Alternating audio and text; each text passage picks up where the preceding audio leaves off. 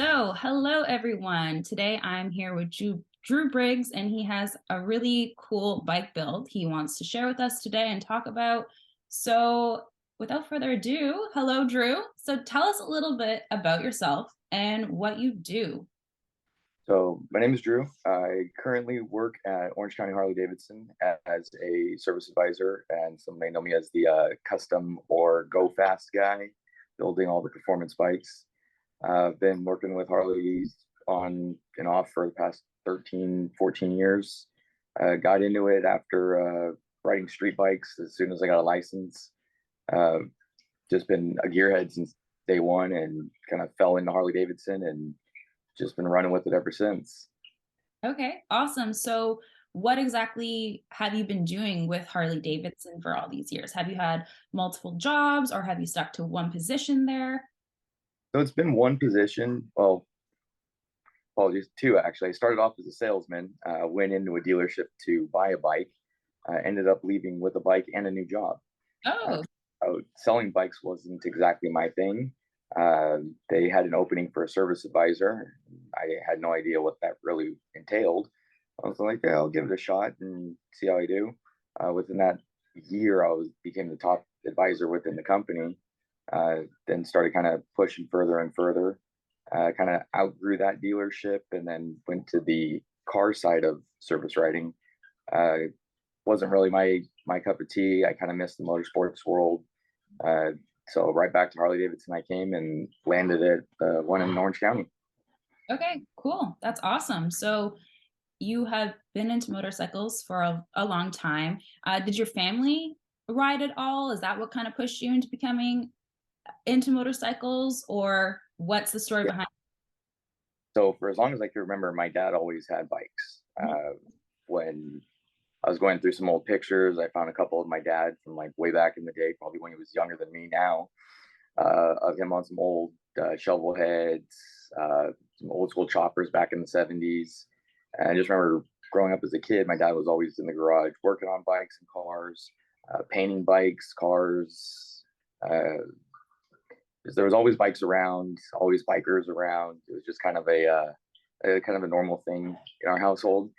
And growing up as a kid, I was like, wanting to rebel against my parents. So that's why I wanted the metric sport bike, the top speed stuff. And I was like, oh, the choppers and Harleys are those for the old men.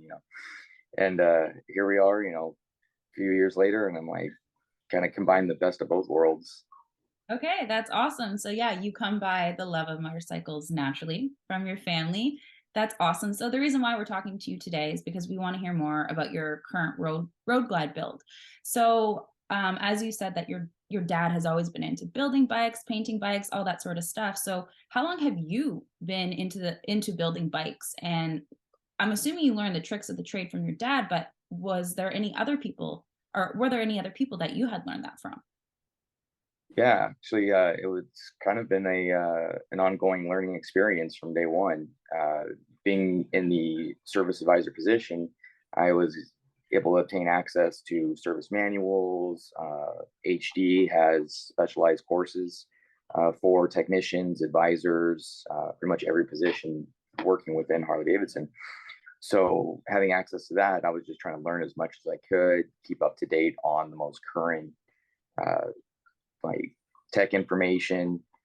There is one technician that kind of, I would say, mentored me in a way because I did think about going to the tech side of things and actually turning wrenches on the bikes. But I found that I enjoyed working on bikes for myself and my friends more than I did like as a full time job. Where service advising gave me the capability not only to be right there with the bike being worked on, but then kind of rolled into the customization side of things. So when somebody wanted a handlebar job done or a sound system or motor work, and over the past 5 years, it just continued to grow and grow and grow to the point where we are now. We're doing full custom builds where I have customers will come into me and go, "Here's my bike, here's my keys, my budget's X amount of thousands of dollars. Just do your thing." Okay. And I just kind of run with it at that, which I see a bike, and then I always refer to I forget the name of the movie. I think it's The Watchmen, where the big blue guy kind of breaks everything down and then puts it all back together. That's kind of how I visualize things. So when I see a bike, I see the finished product, and then I just break it down on how I can put it that way. Uh, but the two biggest influence would have to be my dad, the one that basically I watched him building bikes from day one, and the late Bob Herrick, who was Bob Herrick Racing. He was the technician I was referring to. He we kind of joked that he was the Yoda of Harley mechanics. Okay. Uh, he knew everything about everything when it came to a bike, and if you needed a part that was completely random off the wall, he knew exactly where it was in one of his infinite cabinets. Okay, that's awesome. So you have some great mentors in your life to teach you all of this. So I guess even as a kid, you were in on building bikes with your dad, I'm assuming. Oh yeah, Okay. Okay, so yeah, it's been a lifelong journey, so to say, for you. yeah. It's at 30 some years now. Okay, that's great. So like I had mentioned earlier, we're here to chat about your new bike build. So tell us about the 2016 Road Glide Special you're working on, and why did you start this project? So it's kind of a funny story. It I bought it brand new with 0 miles on it off the showroom floor back in 2016. It was if Go on Google, you can look up the gold Road Glide 2016 factory color. Which, sorry Harley Davidson, that was a terrible choice in colors for a motorcycle, but I got a really good deal on it because nobody else wanted to buy it. So I already planned on buying that bike. I wanted a CVO, but they didn't make a CVO Road Glide without the cooled system and like the tour pack and all that. And I didn't want to strip it all off. So I decided, and this is where my first real bike build came in, take the 16 and make it better and just all around more powerful than the CVO version. So we pulled the motor out, took all the chrome off, powder coated everything, put a 120 cubic inch Screaming Eagle motor in it, finessed it a little bit with some S&S parts, some West Coast T-bars, suspension, uh, nothing too crazy as the current build, but that was kind of the initial start to the process. About a year after that, we did a custom paint job on it, even bigger sound system. And if you scroll through social media here and there, or a couple bike shows, you may come across the name Lucifer, which was the name of I nickname all my bikes. And so we called her Lucifer because she was fast, she was angry, she was mean, and she never lost a race. Uh, but after riding 70,000 plus miles on her, she was getting a little worn and torn, making some funny noises. Paint was getting a little dinged up. So I decided, hey, you know what? Winter's right around the corner. This is the perfect opportunity to kind of give the engine a little refresh, maybe just do a single stage paint job. One of my coworkers, Mike, our professional detailer, he and I blame him for the paint job on this one. He said, not even, he was like, I'm good, but not even I can fix that paint. He goes, you're better off just getting it repainted. I said, okay then. So originally it was just going to be a regular gray paint job, just plain gray, nothing too crazy. I wanted to tone it down, kind of a less is more appeal to it. And then my fiance had just gotten a job with Hangar 24 Craft Brewery. And one night I'm sitting there talking with her and the owner, and I was like, why don't I just paint my bike and you guys can use it as like a promo vehicle? Do the 24 on the saddlebags on the side, paint it up like a fighter jet, and it just kind of snowballed from there. I'd always wanted to do the shark face bike, but I just never really had the means until now. And it was like means, opportunity, justification, like it just everything kind of fell together at the right time, the right place, with all the right people involved in it. Okay, that's awesome. So it's been just a very natural process and I'm sure very fun along the way, which I want to ask, what has been the most challenging part of this build and what has been the funnest? Oh man, most challenging's got to be the time. Uh, Being that I'm a full time employee there, even though we are building the bike in the shop under Orange County Harley Davidson, uh, it's been a juggling act because we've probably got hundreds of man hours into this build, and we also have our regular customers that we have to attend to. Also, other builds that we're doing for paying customers, and yes, I still pay for the work that gets done at the shop, even though I may be working on it. I still got to pay the time the technician works. So although we may work at a dealer, we still got to pay just like everybody else, and sometimes we have to wait longer, which leads me to why the build has taken a year and a half instead of the initial 4 months we thought it would. Oh, Uh, and parts have been difficult to come by, especially when you get into this level of customization. mhm. Somebody doesn't make something, you got to wait for them to actually make it, Oh. which that's kind of the funnest part of it all, is doing something and making something from literally just scratch parts or materials and actually seeing it become an actual piece and then going on the bike and actually functioning. Right. So that I would say that was probably the best part of it and the most fun, at least until I get to do the first test ride. Okay. Okay, cool. So, I mean, I think anything seeing your creation come to um, fruition is always a great feeling. And you mentioned previously you kind of you have a creative process in your head, you kind of envision something, but talk to me about your approach to starting a build. Do you draw something out? Do you have a Pinterest board? Do you save things on Instagram then go back to it? How does that work for you? Lots of screenshots. Okay. So Google Image, Instagram, Pinterest, all the above. It's just screenshot something that I like, and then I have like a little notepad either on my phone or off to the side, and I just kind of jot down what it is I'm looking for. Like, we're gonna do wheels, suspension, handlebars, paint, motor work, and then I go back and kind of break down each category of it. It's like, okay, as far as suspension, what are we gonna do? And then kind of go, all right, this is where we're at. With this particular build, I did have a budget I was trying to stay within. We blew over that within like the first 30 days tenfold. I was like, well, might as well go for broke. That was almost the kind of the hashtag catch handle for the bike, go for broke, when I realized how much we were into the build. Uh, but once we started seeing piece to piece come together, it was well worth it. Uh, but that's kind of the process I go through. Is I just get the base ideas, I see the finished product, and then it's okay, how do we get from point A to point B? What parts are we going to need? Will these parts work with these parts? And if not, how can we make them work with these parts? Okay. Okay, so it's kind of you go piece by piece, play by play. You kind of run with it when you need to. Yeah, and we did run into a few snags with this particular build, as well as another build that was kind of going on at the same time in the lift right next to it. We put a touring front end, cartridge kit, legs, everything on a 2006 Dyna. So it was kind of a hybrid of the two. Uh, and basically came down to ordering one of each set of front ends and just kind of seeing, okay, which one gets put on there will end up working. So it's kind of like taking two or three puzzles and then dumping all the pieces into one bucket and going, okay, now let's see what we can make out of this.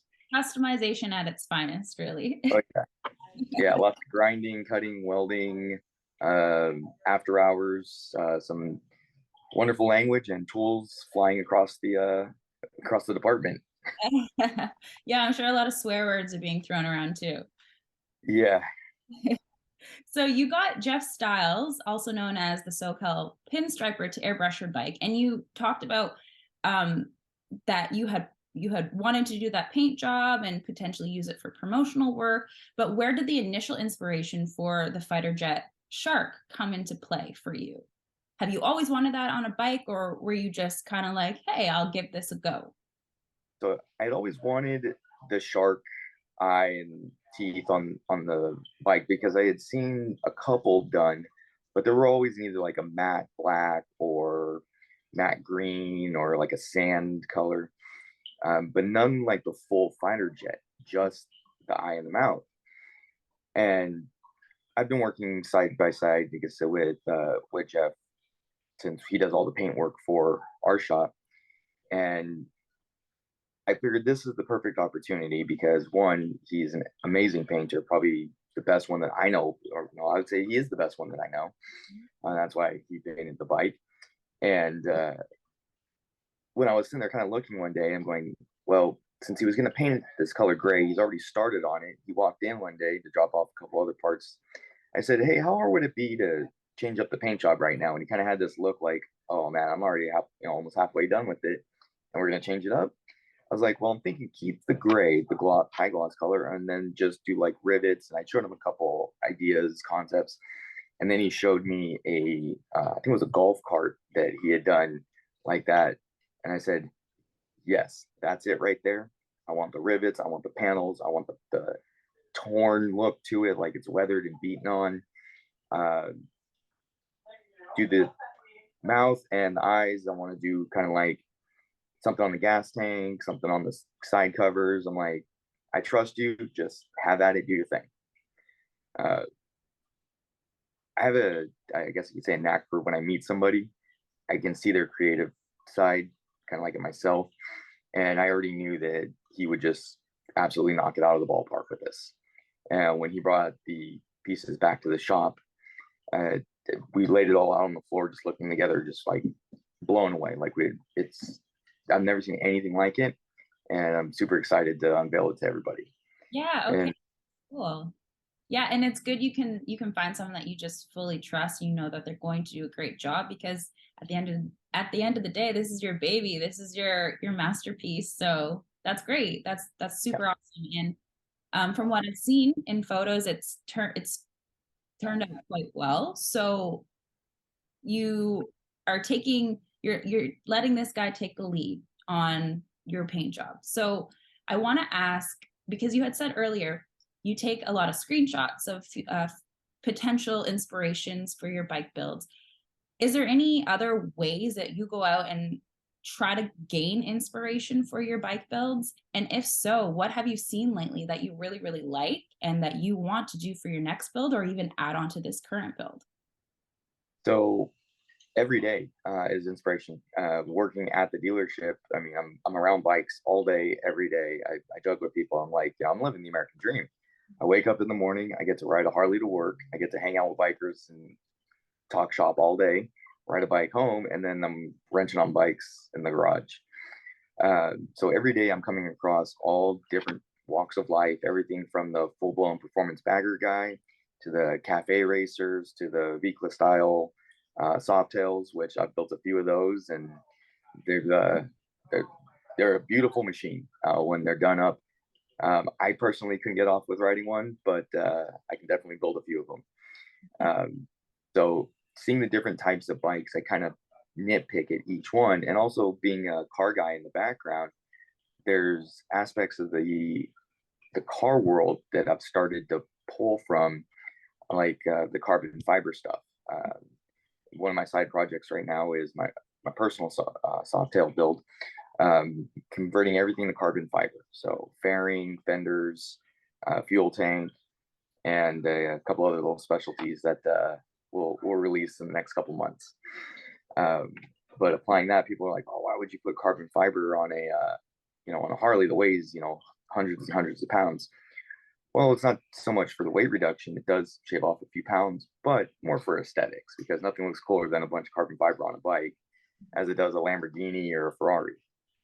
Ooh, okay. I like that. So you're taking, yeah, two motorsport worlds and making it hybrid. And that's the best way to be creative, that you just take inspiration from other areas. And then when someone finally sees it all together, they're like, oh shit, that looks really good. So that's cool. I really like that you take it from also the car world. I feel like a lot of people really wouldn't think of it in that way.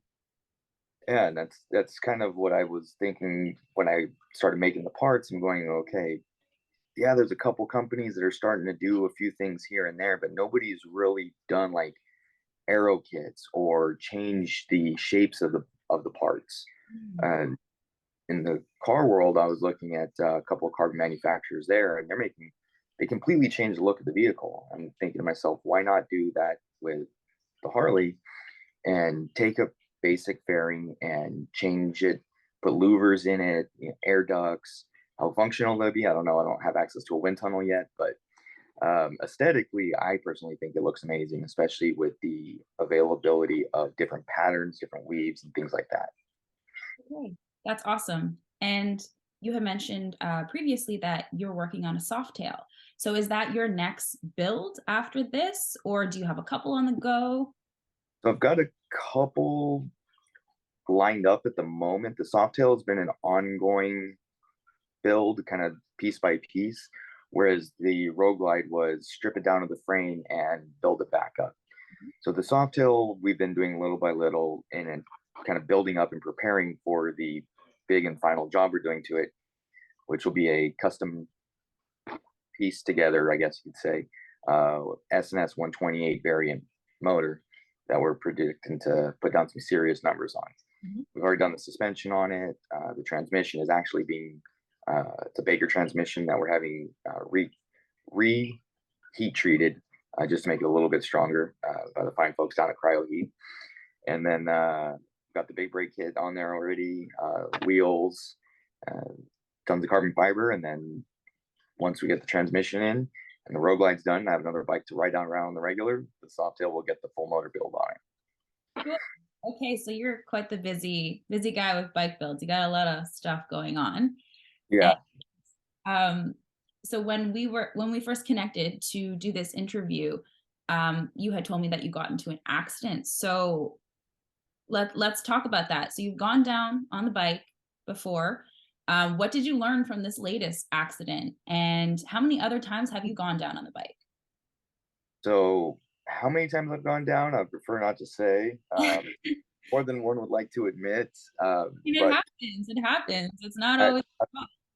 I've had a handful, we'll say 4 or 5 pretty good ones that definitely left me kind of wondering, how long is it going to be before I get back on 2 wheels? When everyone else was like, "You're crazy! You're going to get back on a bike after a wreck like that." I do about 35,000 plus miles a year, 1,000 miles a year on my bike. So when you take the amount of miles and quadruple it or more for the average rider, your risk of having something happen obviously is going to increase as well. So that's the way Unfortunately. but this last one was it was a perfect storm of all the things that can go wrong. It was pouring down rain. Uh, I was wearing a tinted visor that I normally try not to do at night, but with the getting dark a little bit earlier, was coming down the freeway. Car jumped the double yellows into the carpool lane because they didn't want to sit in traffic. I swerved to avoid them because I knew I wouldn't be able to stop in time. And I went right into a good sized puddle of water. The front wheel kind of kicked out on me. So I broke traction in the front and went sideswiped onto the center divider and just kind of rode the side of it. So lost enough speed to be able to come to a complete stop and go, okay, still got all my limbs. I'm alive. Okay, I'm good. Okay. Okay. But yeah, I learned take the 10 seconds to put the clear visor on and go a little bit slower and watch out for those dips in the road and just be more observant to the surroundings, especially in Southern California. It's a great place to ride. We got great weather all year round, but sometimes we get some weird weather and everybody forgets how to drive in the rain.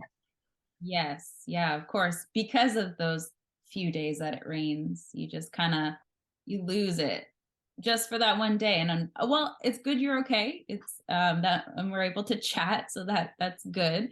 And you learned your lesson about the visors, which is Yeah. awesome. So, how long have you been living in California for? And where's your favorite place to ride in California? So born and raised, left a few times, but always come back after a few months because, well, somebody once said there's no place like home. Mhm. And as much as I complain about parts of California, it's always going to be home. Uh, the riding portion of all year round, I got friends in other states and they're like, nah, it's 3 feet of snow. And I'm like, yeah, it's 75 and sunny. I'm riding to work today. Uh, so I grew up originally in Chino, little, kind of out there dairy field town that just blew up overnight. And then just kind of stayed in the Inland Empire until recently. Moved out here to Orange County. be a little bit closer to work. Uh, just kind of worked out timing wise where I ended up at. But as far as riding, right here in Orange County. Okay. And where would be one spot that is your favorite in Orange County that everyone should go to? So I would say that's going to be a toss up between PCH. I mean, nothing says American Harley riding like cruising down PCH on a nice cool day and sunny, just enjoying the surroundings. And then Ortega Highway, never go wrong with that. Uh, there are some more challenging aspects of that when it comes to sharing the road with other bikes, cars, pedestrians. Whereas Ortega is a little more, or I'm sorry, PCH is a little more open and kind of just laid back cruising. Uh, but those would be my two favorite riding places. Okay, awesome. Once Well, the rides all put together, you'll see me at both quite often. great. Well, awesome. Thank you so much for sharing your story and sitting down with me and chatting about it. You're doing a great job with your road glide, and we're definitely excited to see what other builds come about from you. And yeah, to basically end off, what's the one motto you live by every day?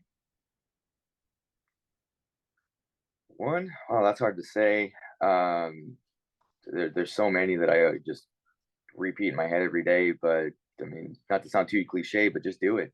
Just do it. I tell people that almost every day. They're like, oh, I don't know if I should get the bike. I'm like, just do it.